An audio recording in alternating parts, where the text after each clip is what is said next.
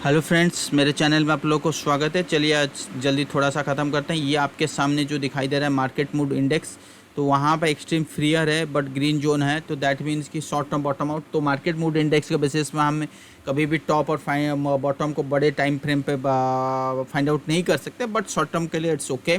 But इस basis पे हम बिल्कुल बाय और सेल की डिसीजन लेना नहीं चाहिए, क्योंकि हमें ultimately we have to follow the chart trend. Okay, तो उस बेसिस पे हमें चलना चाहिए, ठीक है। उससे पहले मैं आपको थोड़ा सा दिखा देता हूँ। तो ये आपका एडी लाइन है। तो यहाँ पे मैंने पिछले बार बोला था कि इसका जो एक ब्रेकडाउन हो चुका है ट्रायंगल फॉर्मेशन, तो वहाँ से ही यू टर्न हुआ एग्जैक्टली। बट अगर हम और एक ट्रेंड लाइन ड्रॉ करें तो it's showing some kind of channel pattern. Okay, channel line. तो अगर इसको ब्रेक डाउन कर लेता है तो कहीं ना कहीं मार्केट में एक गिरावट चालू हो गया है, अगर आप एडी लाइन देख रहे हो। बट ये जो मिड कैप स्मॉल कैप की रैली चल रही है, तो वहाँ पे लग रहा है कि भाई यहाँ पे गिरावट नहीं हो रहा है। बट अगर आप एडी लाइन देख रहे हो तो वो पूरा क्लियरली आपको मेंशन दिखा रहा है। तो इस चीज़ को बस ध्यान में रखिए। तो ऑलरेडी मैंने हिंट दे दिया था कि मार्केट में कहीं ना कहीं कन्फ्यूजन शुरू होना चाहिए अभी के लिए, तो थोड़ा सा अपना अपना देख लो। तो ये चीज़ मैंने बहुत पहले बता दिया था। तो चलिए तो जंप करते हैं निफ्टी के ऊपर। तो निफ्टी की चार्ट में आपको ये जो दिखा रहा हूँ ना, निफ्टी की चार्ट, तो यहाँ पे आपको हो सकता है कि एक क्लियर कट ट्रेंड ना दिखाई दे, ठीक है। तो चलिए एक बार ड्रॉ करते हैं इसको। ये जो चैनल लाइन है ना, तो ये चैनल लाइन, ये देखिए पहले एक बार चैनल था, इसको ऊपर ब्रेकआउट दिया, सॉरी ब्रेकआउट मतलब हाँ ब्रेकआउट दिया। और उसके बाद यहाँ पे एक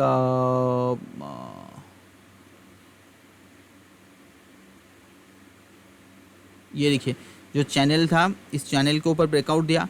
और मैंने डेली वीडियो में बता दिया था जब तक इसके ऊपर नहीं जाएगा हम ऊपर तक नहीं जा पाएंगे। इसके ऊपर 19,400 का मतलब होता है 19,600, बट इसकी ये एक हडल है, इसके ऊपर जाना चाहिए। और यहाँ पे वैसे नहीं जाएगा, यहाँ पे कंसोलिडेशन करके ऊपर जाना चाहिए, तब जाके हम ऊपर की तरफ बात करेंगे। बट अल्टीमेटली हमें क्या है ना, अगले दिन एक बड़ा सा सेलिंग प्रेशर देखने के लिए मिल गया, ठीक है।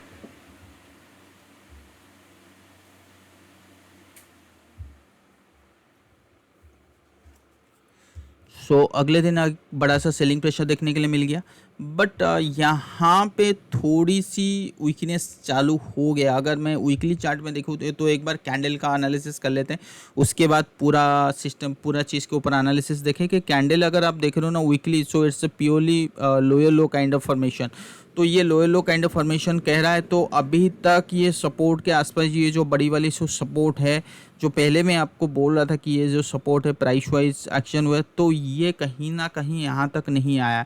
तो अभी तक भी वीकली दिखा रहा है। अगर मैं फिबोना की ड्रॉ करूँ यहाँ पे, अगर मैं ऐड करता हूँ फिबोना की यहाँ से, फिबोना की ड्रॉ करता हूँ, तो फिबोना की कहीं ना कहीं 38% दिखा रहा है। तो कितना दिखा रहा है यहाँ पे 18,800। तो कहीं ना कहीं 18,800 का एक्सपेक्टेशन लेके चलो, यहाँ तक हो सकता है। मार्केट अभी तक ऐसा कोई सिनेरियो नहीं दिखा है, वहाँ आ सकता है। यहाँ पे अगर मैं आरएसआई वगैरह देखूँ तो भी आरएसआई लो चल रही है, वहाँ पे भी कोई चीज़ नहीं है। But short term time frame पे अगर मैं 3 आवर्स 4 आवर्स जो भी देखना चाहूँ, अगर मैं देखूँ तो वहाँ पे भी कहीं ना कहीं यहाँ पे डाइवर्जन शुरू हो गया है। बट एक चीज़ अगर आप देखोगे तो अगर डाइवर्जन शुरू हुआ तो क्या यहाँ पे बाउंस बैक हो सकता है, जैसे यूएस मार्केट बाउंस बैक किया है फ्राइडे को, तो लगता है कि एक बार बाउंस बैक, तो बाउंस बैक कैसे हो सकता है। देखिए ये है आपका चैनल, ये है आपका ये वाला पॉइंट, ठीक है ना।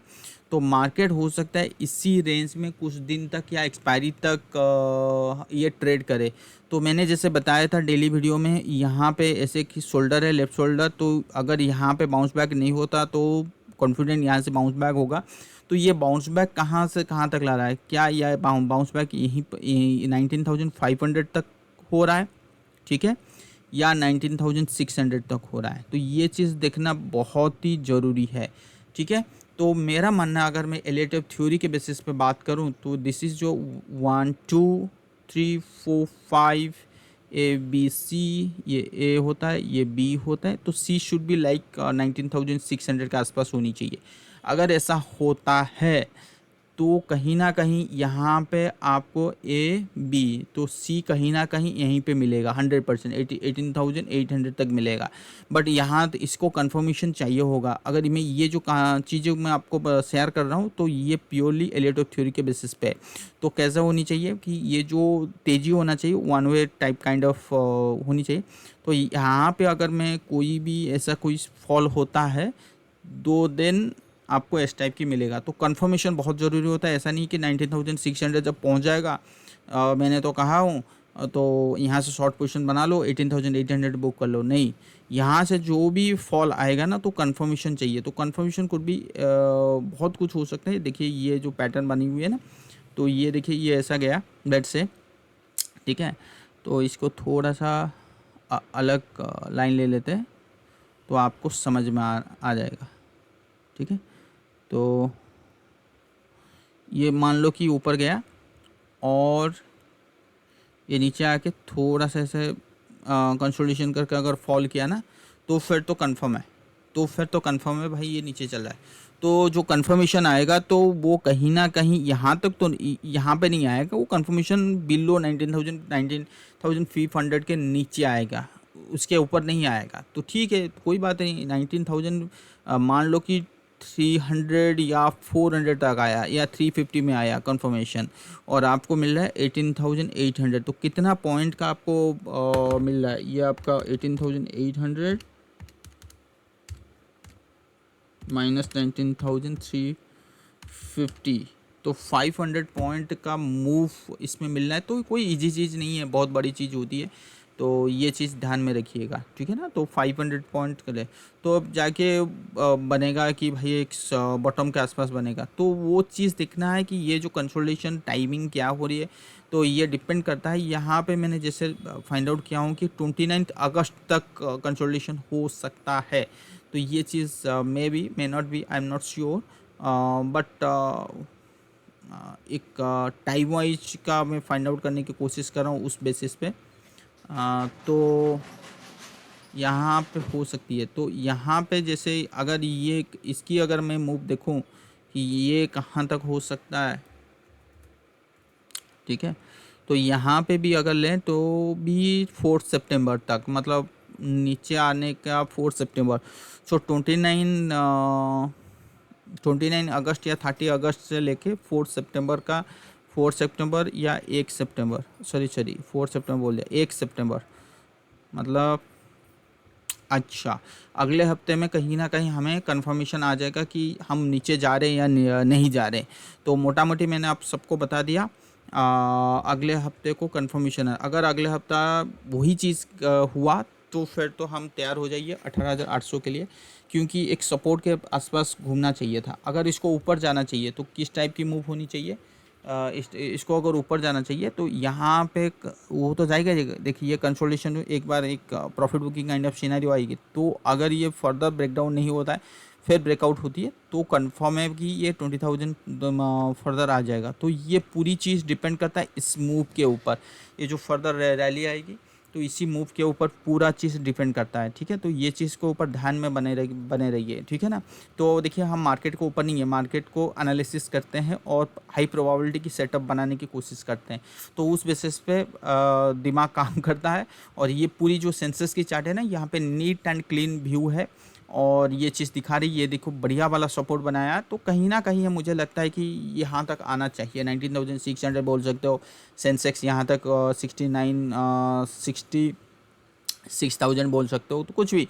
तो उसके बाद अगर फर्दर फॉल होता है 64,700 का ब्रेक करता है तो फिर तो आप समझ जाओ, या 65,000 का ब्रेक करता है तो फिर भी समझ जाओ सेंसेक्स में कि भाई ये बहुत ही नीचे आ सकते हैं। तो सेंसेक्स के हिसाब से अगर हम चले ना, मान लो कि मैं सेंसेक्स के हिसाब से चलाऊँ तो सेंसेक्स के हिसाब से क्या होनी चाहिए, क्या लेवल होनी चाहिए, ये देखो पहले से ही क्या हुआ है। और मैं फिबोनाची अगर ड्रॉ करूँ, लेट से फिबोनाची के बेसिस पे भी अगर मैं ड्रॉ करता हूँ तो मोटा मोटी कहाँ तक होनी चाहिए, ये देखो फिबोनाची के बेसिस पे ये हो रहा है 63,629। तो 63,500 लो और ये जो सपोर्ट एरिया 63,000, तो 63 to 63,500 तक आराम से आ सकता है।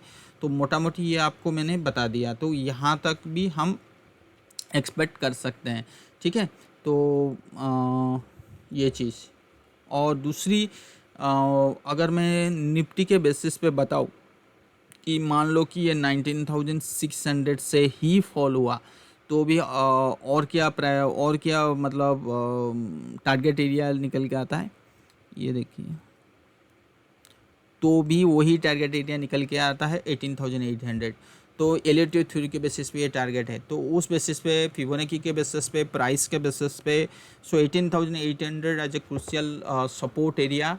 तो तीनों टाइम फ्रेम पे मैंने आपको बता दिया, प्राइस, फिबोनाची, एलियट थ्योरी के बेसिस पे, तो कहीं ना कहीं यहीं से सपोर्ट लेने की बात है। तो हो सकता है कि उसके बाद हम एक अच्छी वाली तेज़ी मिले।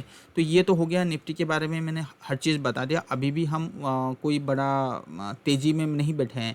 अगर मैं बोलाइंगर बैंड यहाँ पे प्लॉट करता हूँ, तो बोलाइंगर बैंड क्या कह रहा है कि जो चीज़ आपको यहाँ पे सपोर्ट दे रहा था, ये देखिए मिडिल बैंड सपोर्ट दे रहा था ना, तो यहाँ पे उसने रेजिस्टेंस देना शुरू कर दिया। तो कहीं ना कहीं ये डिपेंड करता है, ये बोलाइंगर बैंड जब भी इसके ऊपर क्लोज हो, एक दिन का क्लोज नहीं, 2 दिन का क्लोज हो, तब जाके हम अपनी व्यू चेंज करेंगे। अदरवाइज व्यू चेंज करने की कोई ज़रूरत ही नहीं है। ये यहाँ से भी आपको कंफर्मेशन मिल जाएगा कि ऊपर की रैली शुरू हुआ है, नहीं हुआ है, ठीक है।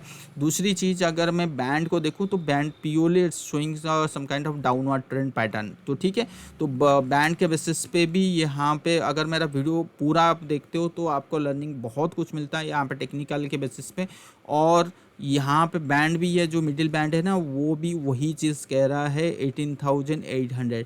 तो आपको चारों तरफ से अगर मैं एनालिसिस करने की कोशिश करूँ तो मैक्सिमम कहाँ तक आ सकती है, 18,800 तक आ सकता है। तो यहाँ पे एक काइंड ऑफ सपोर्ट है। और अगर मान लो कि 18,800 हुआ, तो वहाँ पे कोई डाइवर्जेंस वगैरह या कोई बुल्स पैटर्न वगैरह हमें देखने के लिए मिलता है, तो उसी वक्त भी ये जो आपका इंडिकेटर मार्केट मूड इंडेक्स जो है ना, ये भी आपका एक्सट्रीम फियर के बेसिस पे, ये आपको देखिए 15.96 दिखा रहा है, ये यहीं कहीं होगा। तो वो भी बहुत ही अच्छा सेटअप बन जाएगा। तो उस समय है हम लोग बात करेंगे, ठीक है। अगर नहीं हुआ तो ठीक है, कोई दिक्कत नहीं आया तो अब चलते हैं बैंक निफ्टी के ऊपर। बैंक निफ्टी के ऊपर ये जो इन्वर्टेड हैमर बना हुआ है ना, तो कहीं ना कहीं ऊपर से सेलिंग बहुत ही ज़बरदस्त आया है बैंक निफ्टी में। तो बैंक निफ्टी में काइंड ऑफ सपोर्ट यहाँ पर है। तो यहाँ पे ये कह रहा है कि अगला हफ्ता एक बुल तो मिलना है। तो बैंक निफ्टी देखिए, निफ्टी के बेसिस पे अगर बैंक निफ्टी निफ्टी को दोनों को कंपेयर करोगे, तो कहीं ना कहीं बैंक निफ्टी आपको सबसे ज़्यादा स्ट्रॉन्ग मूव दिखाई दे रहा है। तो मुझे लगता है कि हो सकता है कि 1-2 हफ्ता यहीं पे ट्रेड करेगा, तो उसके बाद हो सकता है मे बी मैं गिरे, आई एम नॉट श्योर, ठीक है। तो अभी तक तो कहानी यही है बैंक निफ्टी की। और बैंक निफ्टी का अगर आप चीज़ देखने की कोशिश करोगे इसको 4 आवर चार्ट में या 2 आवर, तो यहीं पे है। तो maybe I am not sure कि ये जो ट्रेंड चल रहा है, तो ये हो सकता है कि ये इस टाइप की कुछ दिन तक ट्रेड करके फिर गिरे, ठीक है। तो कुछ भी हो सकता है, हमें मतलब चीज़ें जो है ना वो अभी तक क्लियर नहीं है। बैंक निफ्टी अभी दिखा रहा है, स्ट्रॉन्ग दिखा रहा है, बट कितना दिन तक स्ट्रॉन्ग दिखाएगा ये भी सबसे बड़ी मानना है ना, कि भाई ये देखिए, अगर मैं अपना बेसिस, अगर वो आर को कहाँ गया, ये यहाँ पे है, ठीक है। तो मान लो ये यहाँ तक है, एक लाइन है, तो एक्सपेक्टेशन एक लाइन निकाल के कोशिश करते हैं ना। ये आ रहे 11 सितंबर, ठीक है। तो अगर 11 सितंबर अगर बॉटम मान लो कि यही है, बस मैं एक टाइम को फाइंड आउट करने की कोशिश कर रहा हूँ कहाँ तक हो सकता है। अगर मैं हेड एंड शोल्डर भी बात करूँ तो भी 7 सितंबर, तो एक 1 सितंबर कहाँ है, 1 2, अच्छा 1 के बाद 4 आता है, अच्छा 4 और 5 सितंबर तक हो सकता है बैंक निफ्टी इस लेवल को क्रॉस ना करे। अगर क्रॉस कर दिया तो देखेंगे उस टाइम पे क्या करना है क्या नहीं। बट मोटा मोटी वही समझ के चलिए कि जो आने वाला हफ्ता होगा वो बैंक निफ्टी के लिए तो क्रूशियल है ही है, बैंक निफ्टी के लिए भी क्रूशियल है। तो बैंक निफ्टी हो सकता है अगले हफ्ता फॉल ना दे, उसके अगला हफ्ता मतलब सितंबर में फॉल चालू कर सकता है। तो ये चीज़ ध्यान में रखिएगा, ठीक है ना। और ये ट्रायंगुलर फॉर्मेशन में हो सकता है, मेरे हिसाब से ये इस टाइप की फॉर्मेशन में होना चाहिए। ये ऐसा करके अगर फॉल किया तो ये आपको हेड एंड शोल्डर मिल रहा है। तो पहले ही मैंने आपको सिग्नल दे दिया, this is your head and shoulder. और ये हेड एंड शोल्डर कहीं ना कहीं यहाँ पे जाके ख़त्म होता है in terms of price action wise और आपका टारगेट वाइज। तो टारगेट वाइज यहाँ पे ख़त्म होता है, प्राइस एक्शन वाइज यहाँ पे ख़त्म होता है। क्यों? क्योंकि अगर मैं इसकी वीकली चार्ट नहीं मंथली वीकली चार्ट करूँ तो आपको समझ में आ जाएगा क्यों वो टारगेट क्यों निकालने की बात कर रहा हूँ। देखिए ये जो सॉरी इसको डेली चार्ट लेते हैं, ठीक है ना, और इसको एक्टिव करते हैं। तो ये जो लेवल है ना, ये देखो ये लेवल है, ये कोई छोटा मोटा लेवल नहीं है। देख रहे हैं? तो ये जो लेवल है यहाँ पे आपका रेजिस्टेंस था, देन ये आपका सपोर्ट, देन ये आपका सपोर्ट, देन ये आपका रेजिस्टेंस, तो देन आपका रेजिस्टेंस। तो छोटा सा यहाँ पे हेवी वन वे रैली हुआ तो थोड़ी सी कंसोलिडेशन हुआ तो कहीं ना कहीं ये एक बहुत बड़ा सपोर्ट का काम करेगा अभी के लिए अगर फॉल होता है। तो यहाँ से फॉलो हो रहा है तो ये एक 42,000 या 41,500 का एक्सपेक्ट करके चल सकते हैं, यहाँ तक आ सकता है। ठीक है, नंबर 1। नंबर 2, अगर आप चीज़ों को फिबोनाची ड्रॉ करोगे ना, तो फिबोनाची की भाई चलो फिबोनाची ड्रॉ करते हैं, तो फिबोनाची एग्जैक्टली आपको 61.8% दिखा रहा है 41,500। तो भी 41,500 के आसपास फिबोनाची दिखा रहा है। तो कहीं ना कहीं लगता है कि निफ्टी और बैंक निफ्टी का लेवल जो है आपको मिल गया 41,500, 18,800, ये दोनों लेवल मिल गया अगर कंफर्म बियरिश चालू होता है तो ये चीज़ मैंने पहले ही बता दिया था। दूसरी चीज़, ये जो ट्रेंड लाइन ड्रॉ किया था ना, तो ट्रेंड लाइन को क्रॉस कर देगा तो फिर क्वेश्चन ये उठता है तो क्या यहाँ पे फर्दर फॉल चालू होगा?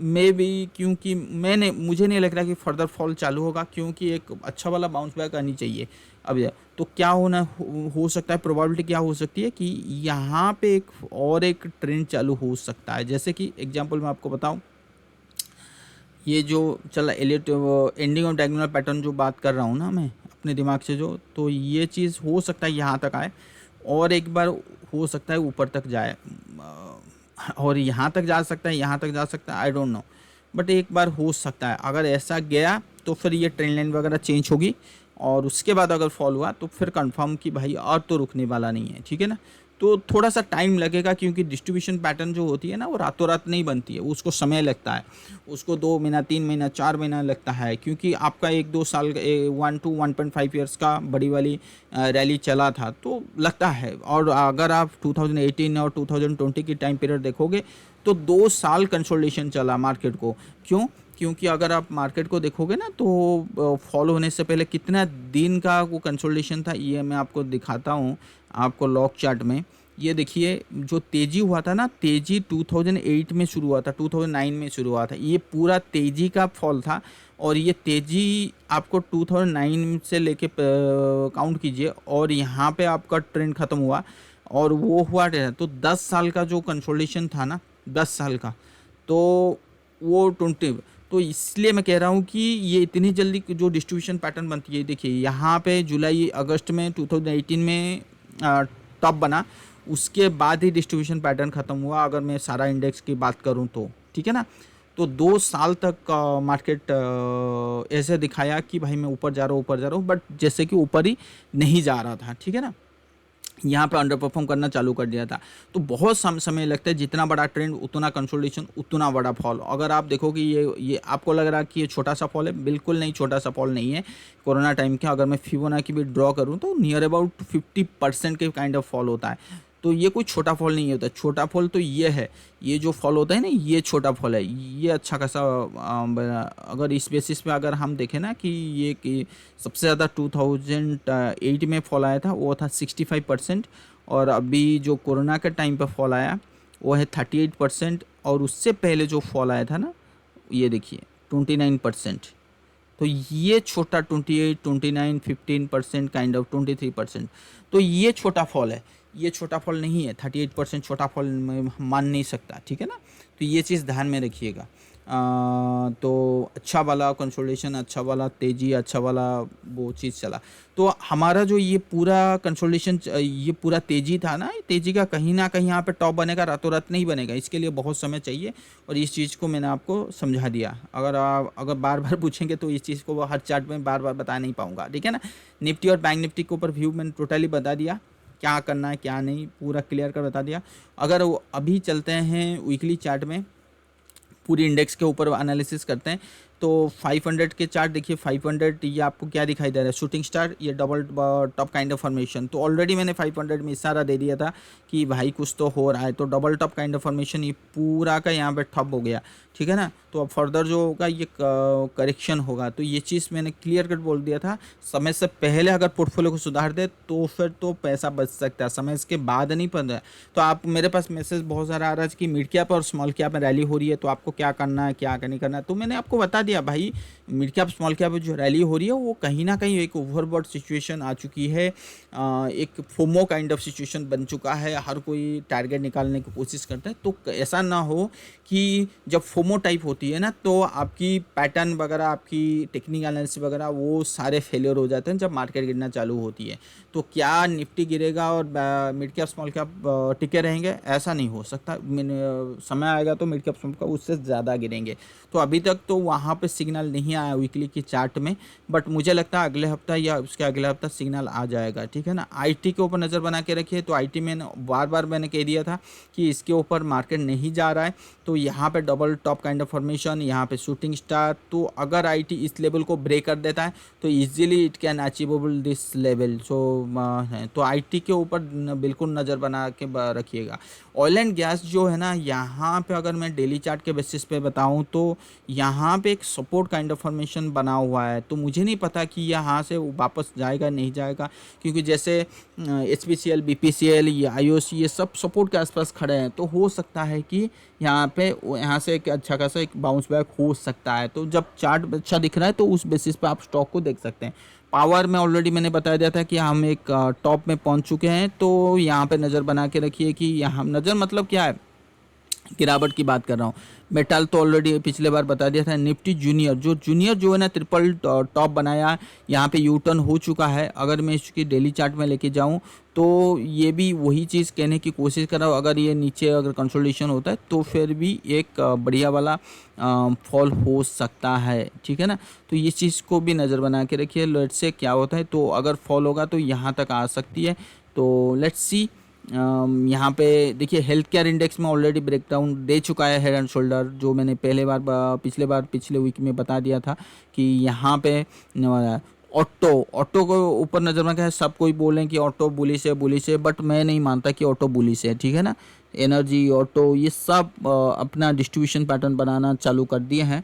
और ये जो निफ्टी फाइनेंशियल है, तो यहाँ पे अगर मैं वीकली चार्ट देखूँ तो वीकली चार्ट वही चीज़, सेम चीज़ जो कह रहा है बैंक निफ्टी, जो चीज़ कह रहा है वो भी वही चीज़ कह रहा है। तो यहाँ से एक बार बाउंस यहाँ तक आनी चाहिए, उसके बाद अगर तेज़ी होगा तो होगा, नहीं तो नहीं। अगर मैं यहाँ पे एक ड्रॉ करूँ तो अच्छा 1.618% जो मेरे लेवल था वहाँ से ही घुमा था। और ये FMCG क्या कहने की कोशिश कर रहा है, हाँ FMCG यहाँ से नीचे से थोड़ी बहुत बाइंग आएगी, बट अभी फ़िलहाल तो किसी में ऐसा कॉन्फिडेंट मुझे बिल्कुल नज़र नहीं आ रहा है कि हाँ भाई इसको बाई करके बैठूं और शॉर्ट टर्म के मैं एक प्रॉफिट बुक बना के बैठूं। देखिए ये जो PSU बैंक है, सब कोई PSU बैंक में बुलिश नज़र आ रहे हैं। मैंने आपको क्या बोला था कि ये जो रैली आने वाले टाइम पे होगा, ये आपका लास्ट रैली होगी। यहाँ से जो रैली चालू हो रहा है तो लास्ट रैली होगी। तो ध्यान में रखिए, निफ्टी अगर ऊपर जा रहा है तो SBI भी जाएगा, PNB भी जाएगा, बहुत सारे बैंक ऊपर जाएंगे। अगर ये ऊपर गया तो आपको निकलना है इस सारे स्टॉक में, जो PSU बैंक के स्टॉक में निकलना है, क्योंकि यहाँ से एक बार घुमा ना तो फिर तो बैंक निफ्टी को कौन बचाएगा। जो बैंक निफ्टी को PSU बैंक बचा के रखे हैं ना, तो वो भी नहीं बचा सकते। तो ये चीज़ में वो ध्यान में रखिए। मैं टाइम टू टाइम इन्फॉर्म करने की कोशिश करता हूँ, सो दैट क्या होगा, आपकी पोर्टफोलियो बच जाएगा। पोर्टफोलियो जब जैसे बचता है ना तो अच्छा लगता है। देखिए रियलिटी एग्जैक्टली आपको बेयरिश एंगल्फिंग कैंडल वो भी टॉप में होकर पहुँचा, तो कैसे कह सकते हैं कि भाई यहाँ पे आपका नहीं आएगा, एक मार्केट में फॉल नहीं आएगा, कैसे कह सकते हैं। तो मैंने ये चीज़ पहले ही कह दिया था। काफ़ी लोगों को मेरे बात अच्छा ना लगे, बोल रहे होंगे यार तुम तो बेयरिश बहुत पहले से बैठे। तो मैं बहुत पहले से बैठा ही नहीं था, मेरा व्यू पहले से चेंज हो गया था। और ठीक है, और दूसरी चीज़ निफ्टी में याद आ गया, यहाँ पे आपको अगर आप देखोगे ना डेली, तो गैप बना हुआ था। यहाँ पे देखिए, ये देखिए गैप, ये गैप कहीं ना कहीं फिलअप करने जा रहा है। तो जैसे ही कोई बड़ा ट्रेंड चलता है और ट्रेंड का गैप फिलअप होती है तो मार्केट यू टर्न करना चालू करता है। तो ये दिस गैप को आप क्या कह सकते हो, एग्जेशन गैप। तो अगर ये फिलअप होता है तो मार्केट एक यू टर्न लेना चालू कर दिया है, तो ये ऐसा समझ लो, ठीक है ना। और बाकी इंटरनेशनल मार्केट में देखो डॉलर जो है ना, डॉलर जो है यहाँ तक बढ़ी जा रहा बढ़ी जा रहा। तो डॉलर में रुका बट अभी तक नहीं है। बट एक्सपेक्टेशन ये है कि भाई इतना बड़ा तेज़ी हुआ है तो यहीं पे, तो यहीं से कहीं यू टर्न हो, अगर यहीं से कहीं यू टर्न हो तो इन सब है। बट अगर आप इस चीज़ को देखोगे ना, किसको, यूएस मार्केट को, तो यूएस मार्केट अगर आप देखोगे तो एक सपोर्ट के आसपास खड़े हैं सारे। हमारी निफ्टी सपोर्ट के आसपास नहीं है बट उनकी मार्केट एक सपोर्ट के आसपास इंटरनेशनल बेसिस पे। तो हो सकता है कि हम ज़्यादा गिरे, वो ज़्यादा ना गिरे, ये भी हो सकता है। कुछ भी हो सकता है, क्योंकि अभी तक कंफर्मेशन नहीं आया तो हम कैसे बोल दें कि हम बिल्कुल नहीं गिरेंगे, हम चढ़ेंगे बढ़ेंगे, ऐसा नहीं हो सकता, ठीक है ना। तो ये चीज़ ध्यान में रखिएगा। या वो भी गिर सकते हैं। तो अभी तक तो सपोर्ट में है, यहाँ पे कोई दिक्कत नहीं हुआ है। तो लेट्स सी। और कॉपर में एक तेज़ी आया है और वो तेज़ी ज़्यादा दिन तक टिकेगा नहीं, मतलब ज़्यादा बड़ी तेज़ी नहीं जाएगी। हो सकता है 3.95 तक जाए, यहाँ पे कंसोलिडेशन होकर 3.95। तो जो भी तेज़ी आएगा वो मेटल के लिए थोड़ी बहुत राहत मिलेगी। बट मेटल में हमें निकलना है, मेटल में सही मतलब फ्रेश पोजीशन नहीं बनानी है, ठीक है ना। तो ये ध्यान में रखिए। क्रूड ऑयल यहाँ पे फॉलिंग चैनल की बात कर रहा है। तो अभी क्रूड ऑयल जो भी एक ऐसे चल रहा है ना, तो ये एक आपका पॉजिटिव सेटअप है। तो यहाँ इस सेटअप से जैसे ही बाहर निकलेगा तो क्रूड ऑयल अच्छी वाली रैली आने वाले टाइम पे देखने के लिए मिलेगा। अभी तक क्रूड ऑयल में ये दिखाई देने की कोशिश कर रहा है।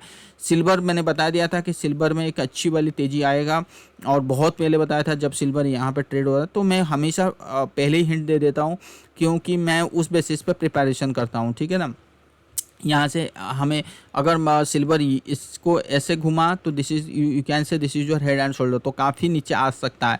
अगर नहीं घुमा तो अगर ऊपर गया ऐसे तो this is also rising channel, तो ये ऐसे करके ऐसे आ सकता है अगर डॉलर स्ट्रॉन्ग हुआ तो गोल्ड में अभी तक अगर आप सिल्वर, अगर मैं अभी बियरिश की बात करता हूँ तो क्या गोल्ड में भी अभी फॉल हो जाएगा। देखिए गोल्ड में अभी तक वो कंसोलिडेशन ख़त्म नहीं हुआ, तो हो सकता है कुछ दिन तक गोल्ड में और सिल्वर में तेज़ी बराबर में, जब तक एक फॉल हमें डॉलर में देखने के लिए नहीं मिलेगा तब तक वो चीज़ हमें गोल्ड एंड सिल्वर में बड़ा वाला फॉल अभी तक नहीं हुआ। बहुत टाइम अभी बाकी है। So let's see. मैंने सारे चीज़ को ऊपर एक्सप्लेन करने की कोशिश किया। तो आई होप कि आपको ये वीडियो पसंद आया होगा। अगर वीडियो पसंद आया शेयर कीजिए, लाइक कीजिए, सब्सक्राइब कीजिए, अपने दोस्त लोगों के लिए शेयर कीजिए, और आप सब्सक्राइब करना ना भूलिए। Thank you so much.